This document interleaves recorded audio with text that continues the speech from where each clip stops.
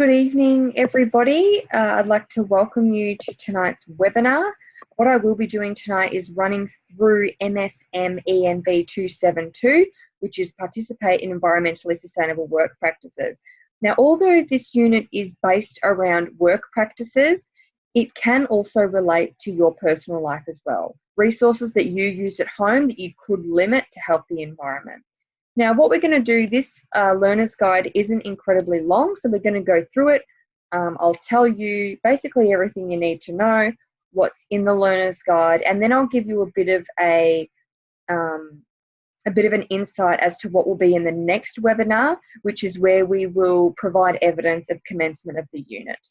So, if we scroll down, there is a purpose of the resource. So this resource supports the learning and assessment for the competency-based for units, participate in environmentally sustainable work practices. It has been designed for use in a classroom as well as work-based training, and it can also be self-directed learning from any students, trainers, assessors, workplace supervisors and managers when you're in a traineeship. So any LLN issues that should be taken in consideration have been through all the LLNs that we did with the enrolment. And I must say that this unit, the level of this unit that's expected from you will obviously depend on your circumstance. If you're an unemployed student or if you're an experienced worker, they obviously, or new workers, they obviously have different levels of experience. So some may be a bit harder for some and some may be easier for some. So this learner's resource can be used for the unemployed students to help them prepare for work. This unit is reasonably easy. You wouldn't hear about this quite often, especially on the news recently, but we'll go into that a bit later. New workers can also study it to learn the workplace skills and knowledge that you require. So doing this unit may open you up to understanding and learning about how you can help the environment through your work practice, and again, as well as your home life as well. And any experienced workers can just use it for a refresh, so to understand the information, anything that you're doing wrong or not so well, or you want to get better at something, as well as any legislation that has been changed. So if you want to do any further learning, you're more than welcome to looking up into, on the internet, using documents, our manuals, discussions with your co-workers, and just your own experience in general.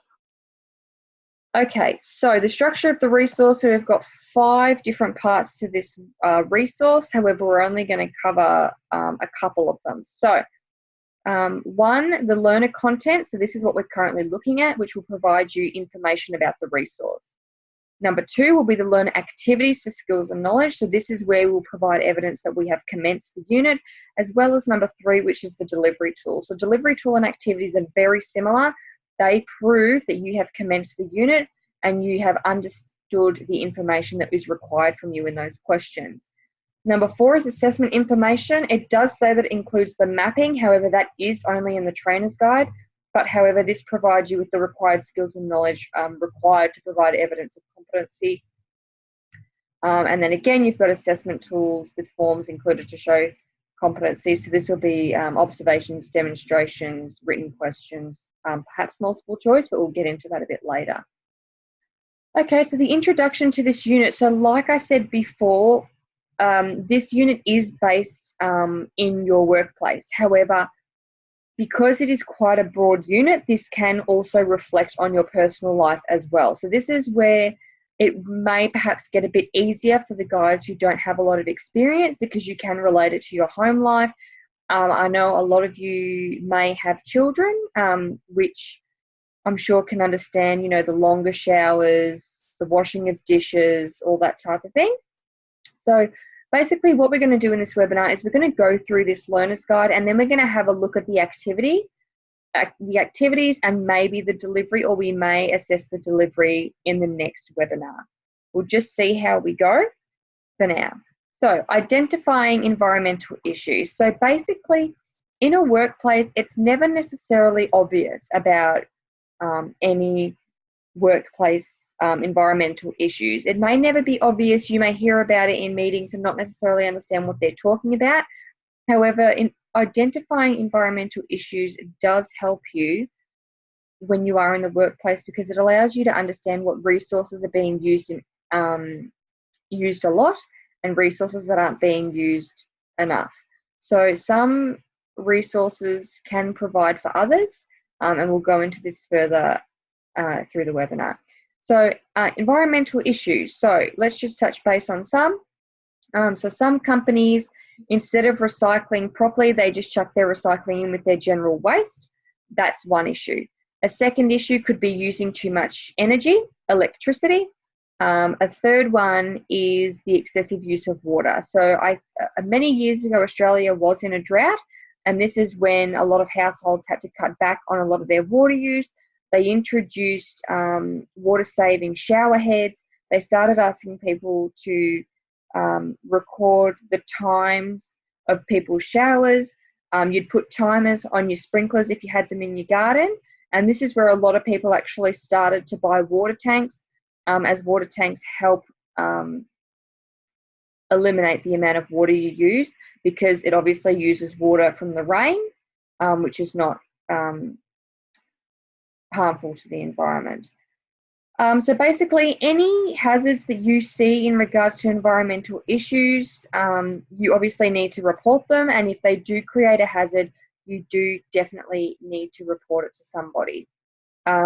It is at any time that you identify a hazard, you need to follow the hierarchy of controls to minimise the risk, and like it says here, to report it to your supervisor or manager. So we've got eliminate the hazard, substitute the hazard. So the difference between eliminate and substitute is eliminate is when you can completely get rid of the hazard. You can fix it so it's not a hazard anymore. An example of this would be having an electrical cord running across the floor in an area where people do picking and packing. Okay, how do we eliminate it? We pick it up off the floor if we can, and just set it off to the side, or follow workplace procedures as to how we can eliminate it. Substituting it. So substituting is when you can't get rid of it, but you still, but you can replace it with something else. Okay, so for example, like it says here, you replace a ladder with a scissor lift, because ladders are not as secure as scissor lifts, and this substitutes the hazard of you perhaps falling off a ladder and seriously hurting yourself. So engineering control, so this is how you can basically assist or controlling the hazard. So it does say here, reverse alarms and lights, and exhaust ventilation to remove fumes. So this is when you have to get mechanics involved to actually help eliminate any hazards. We all know that breathing in stuff at work, if you work in a plant that has a lot of pollution, this is where it comes in handy, so you don't actually breathe in all the toxic waste. Administrative controls, so an example of this is job rotation, work instructions, and safety inspections. So this basically just means, how are we going to eliminate hazards? So as someone in the warehousing industry, instead of having truck drivers on for 12 hours a day, which is obviously going to cause a hazard of potentially falling asleep and crashing into something, crashing into somebody else's car, and potentially killing people or killing the driver, we will rotate the job in between drivers. So we will have a driver on for say 3 or 4 hours, put them on break, and then have another driver go out. We will never have a driver on for more than the necessary amount of time. Another one is personal protective equipment. You will hear this a lot. There's a lot of examples for this. So there's hearing protection devices, so earmuffs, respirators, hard hats. You've got things like gloves, hazmat suits, all of that type of stuff. Anything that's going to protect you when you're using machinery in the workplace. Okay, so go down. Okay, so identifying resource requirements. So this particular resource is asking you to look around your organisation and actually understand what needs to be in operation. So we've got energy, so gas and electricity.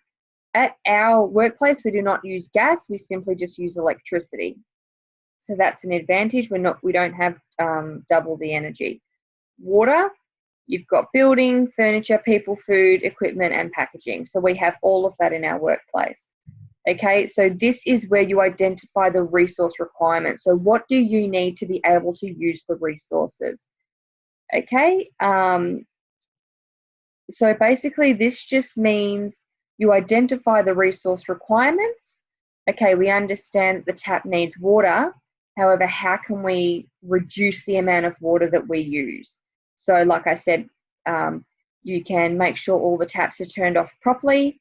Perhaps at the end of every day, turn the water off at the meter. So if there are any leaks that you're unaware of, it cuts the water off. So you won't get a high bill and you won't be damaging the environment because of so much usage. So here we're talking about documenting and measuring resource usage. So this is important because if you notice any leaks or if you notice things are being used more than they should be, then you need to find a plan to be able to help eliminate it. Okay, so how can we measure resource usage? We can measure it by using the bills that you get every month or every quarter, and monitoring how much of the resource that we're actually using. Another example would be to check the meters. So you've got a power meter and you've got a water meter, or that's what we have anyway at our workplace. So you can check those every morning and every night to see how much you're using, and then that helps you with an accurate reading at the end of the month. Okay, so here it has environmental impact and supply chain and marketplace. So environmental impact is when it impacts the environment. Okay, so how are you being efficient and what are your plans for the future? So if you notice that your water is, if you've got excessive water usage, you need to work out what your goals are for the future, how you can eliminate using that much water to help. So just underneath this one, it gives you a couple of examples. So you've got energy efficiency and management, you've got transport and travel policies, energy usage, reducing, reusing, and recycling. So reducing the amount of stuff that you're using. This is like another example would be when you're printing any document. So if I were to print this learner guide, which is 11 pages, instead of printing it one-sided, I would do it double-sided. So that's reducing the amount of paper I'm using, which is helping the trees and the environment. Reusing, so if you were to accidentally print a document and it was one-sided and you no longer need that document or you don't need a couple of pages, instead of throwing it out, you can use it to actually have some students do their projects on them. So they can do safety posters on the back of them that you can use in your warehouse, which results in you not throwing it away. And recycling, so making sure that you recycle any plastic, cardboard, anything like that to help the environment. So any recycling that you just throw in the general waste bin, that goes straight to landfill and damages the environment. Okay, so supply chain. So where are you positioned in a supply chain and what are its sourcing plans and targets? The supply chain is basically chain links in a, not literally, but they're chain links in a bike chain, which ends up forming a team. So at the start of the bike chain, you might have your director. The second will be operations manager. Okay, so it's just a link of different people who make the job get done. Okay, so where are you positioned and can you help reduce the impact you have on the environment through the resources that you use? As well as products and resources, so how can you promote sustainability, logistics, costs, maintenance, supply chain information, and maintenance requirements. Okay, so any maintenance requirements would be, you know, if you've got a leak, get somebody to come fix your leak. Don't just turn your water on and off all the time, because when you have to do that, if you're working in a business that uses a lot of water, it does tend to get very difficult turning it on and off all the time. Okay, so D is, so C is community investment and social impact. So what projects are you involved in? Do you have any connections with any local communities? How much do you spend on donations, and have you considered sponsoring an employee in a community event? So this is how you get involved in your community and the social impact that you have. So for example, I work at HopeWorks Community Solutions, where we will go to 2 different Aldi stores in Melbourne. We take the waste from, so what they're going to throw out, we take that from them. We take it back to our factory or warehouse, where we have our students sort through all the food.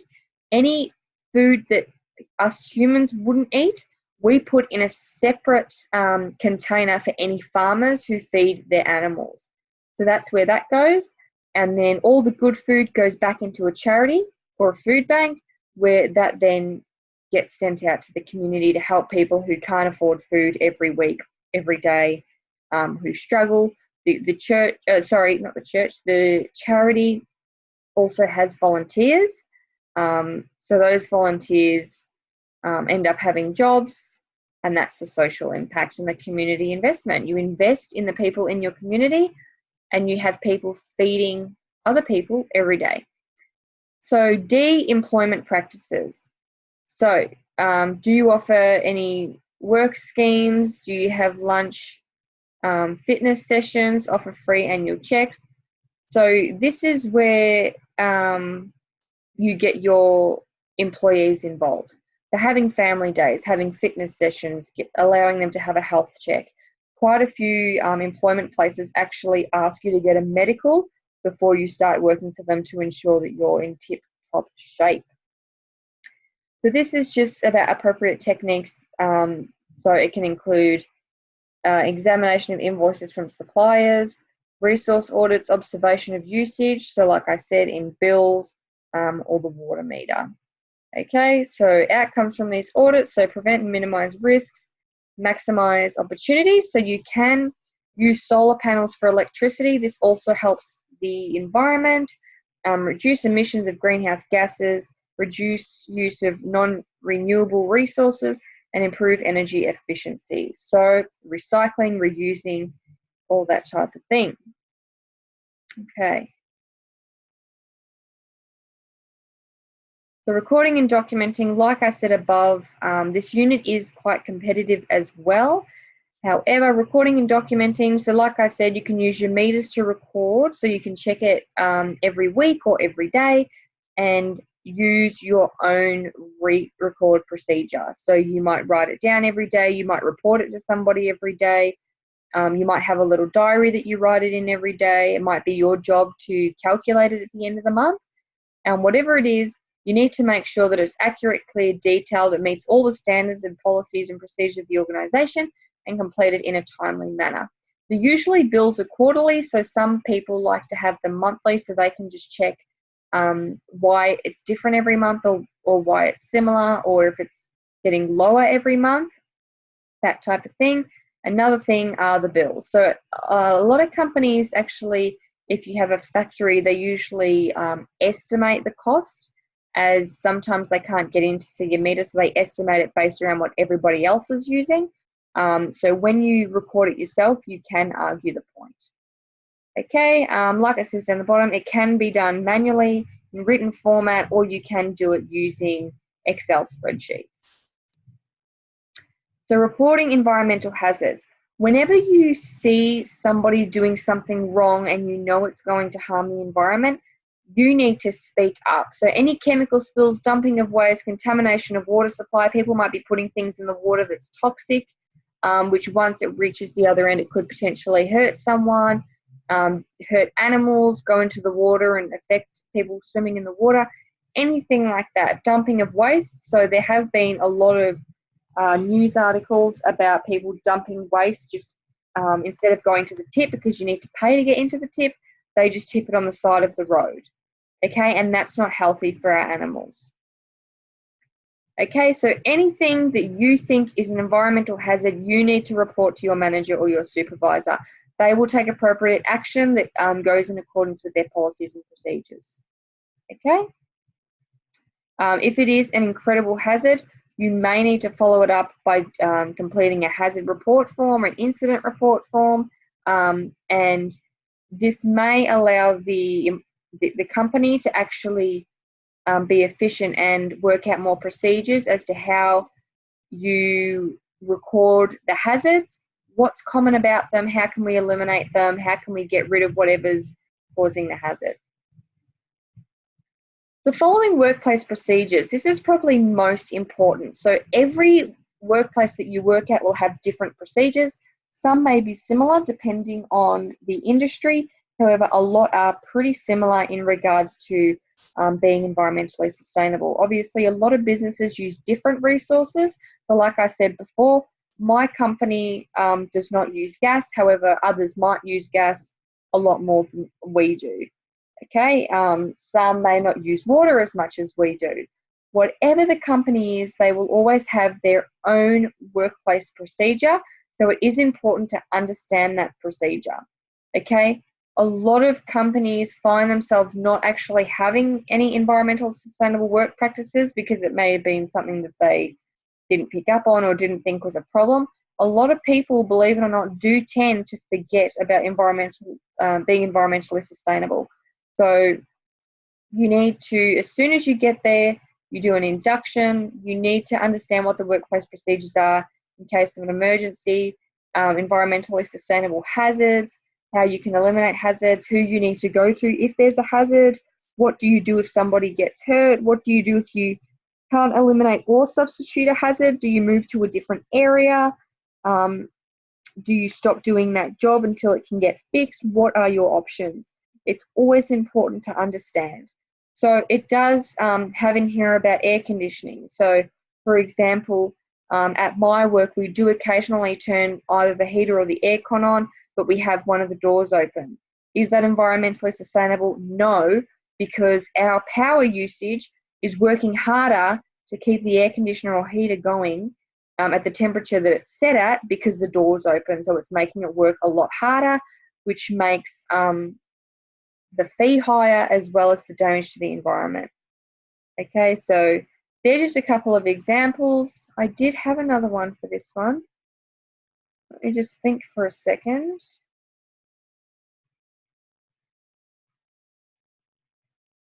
I don't remember, but just keep it with me, and if I remember, I'll let you know. Okay, so sustainability in the workplace starts with the development of work policies and procedures. So like I was saying before, some people may not have policies and procedures in this area. So this is how they will benefit the organisation.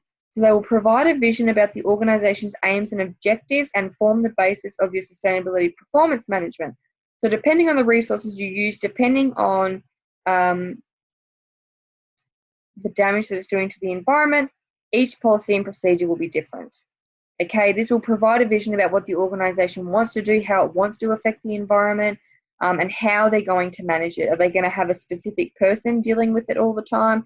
Are they going to have a team of people always trying to come up with ideas of how to, how to work everything out and make sure everybody's being good to the environment?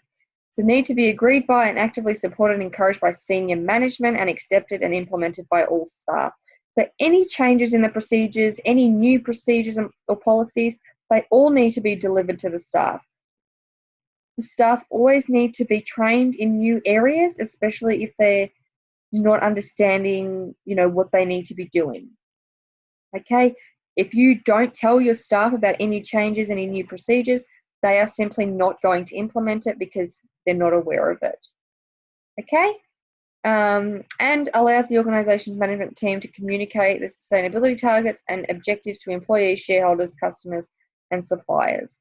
Okay, so communication is a big thing.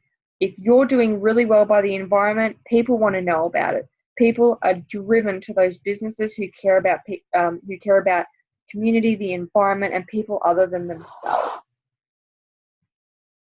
Okay, obviously increasing your resource productivity saves money. So every business is always willing to help themselves out in the financial area. So the less energy and materials they use, the less that they pay. Okay, that's very obvious.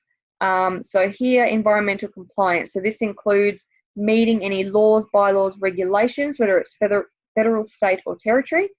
meeting the requirements of industry codes of conduct to which the organisation subscribes, meeting the requirements of industry accreditation schemes to which the organisation subscribes. Now, reporting incidents, we have touched on this. Again, in this area here, you can see, I'll put my mouse over it, you can see that there is the Federal Environment Protection and Biodiversity Act. This is administered by the Department of the Environment, covers the assessment and approval process of national environmental and cultural concerns. The department also administers specific acts that cover activities relating to the sea, importing heritage issues, hazardous waste, and fuel quality. As we know, if you fill your car with bad fuel, you're polluting to the environment and you're also damaging your car. Okay, so these websites listed here, so you've got 8 websites. This provides you information about legislation, what happens if you breach legislation, what happens if you know about other people breaching legislation. It's always important to know what your role is as an individual in case you see things happening that will damage the environment. It's always important to know where you stand.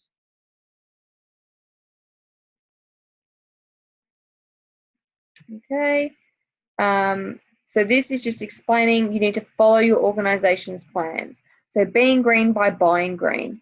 Okay, you can be green by buying solar panels. That helps you with your energy usage. So like I said, if you're using things that make you more green, people definitely do want to know about it. Okay, green certification is a public and private sector greens program, which also helps with consumers of individuals, so not necessarily working for a company. And there are different programs. Okay, now teamwork. So teamwork is very important. Like I was saying before, it is very important to communicate with people. If you are management and you implement a procedure but you don't tell anyone about it, how do you expect people to implement it in the workplace? How do you expect to have things change? You need to sit down, and this is where strong leadership comes into it. So you need to communicate with your team. You need to be a leader. You need to lead by example and have your staff feel confident that you know what you're doing so that they feel confident that they know what they're doing. Understanding your roles and responsibilities, like I said before, it's always important to understand your individual role in your organization as well as outside of your organization. So if you hear of companies simply disobeying the law, it is important to call a hotline or to go on a website or to call the council and let them know, because it is important and it will end up affecting you. So cooperation, encouraging each other and listening to each other.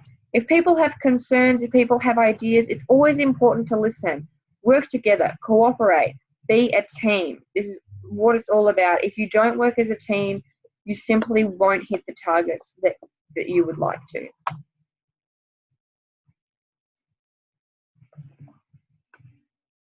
There will always be a time when somebody is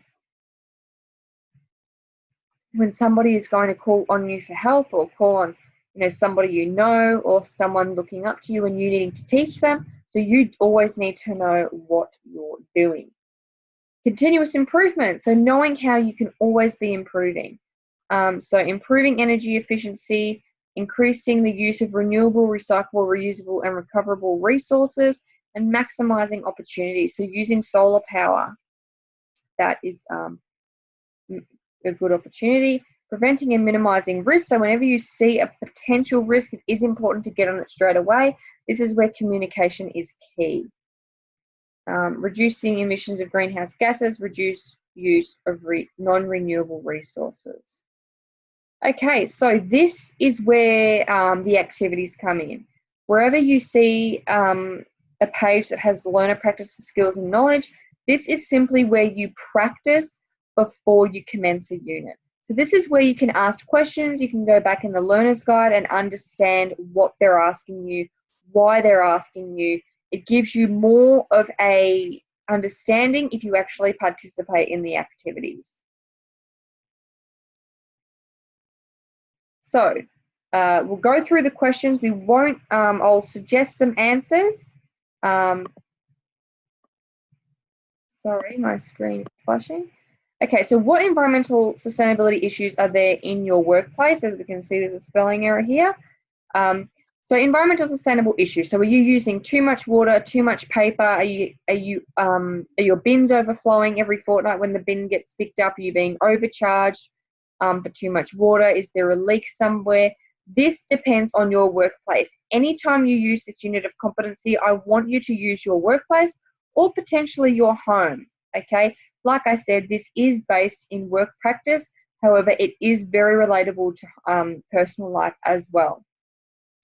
So question 2, if you were asked to investigate and measure the energy use in your organization, where would you begin? Like we said before, the meters, the bills, you can ask a supervisor or manager. You might have an officer, a person who is responsible for keeping track of all your usage. You may want to talk to them as well. You could potentially call up your energy provider and see what they have to say about your usage. Okay, so it's asking you to go online to one of the websites listed on page 9 and record below some key information you discovered at the website. So any of these websites that we saw on page 9, so I'll quickly scroll up. It's not on page 9 actually, it's on page 7. So you've got 8 websites. Do remember that some of them are Victoria and some of them are New South Wales. So just try and go to the Victorian ones. I'll quickly open one. Okay, so business and industry. Okay, so it's got different programs for grants, planning, so infrastructure, business resource about how to be efficient with your energy, upgrading financially, energy assessment grants, so where you can have somebody come out and assess the resources that you're using, and material efficiency grants. Okay, so there's a lot about grants. There's obviously different things. You can go to individuals and households. It tells you how to be a recycling champion, how to detox your home of anything you don't need, drought-proof your home, different stuff like that. So as you can see, there's a video, there's some social media, a calculator, and videos. There's a bunch of different things. There's a bunch of different stuff up here. Okay, so let's go back to the resource and go to the next question.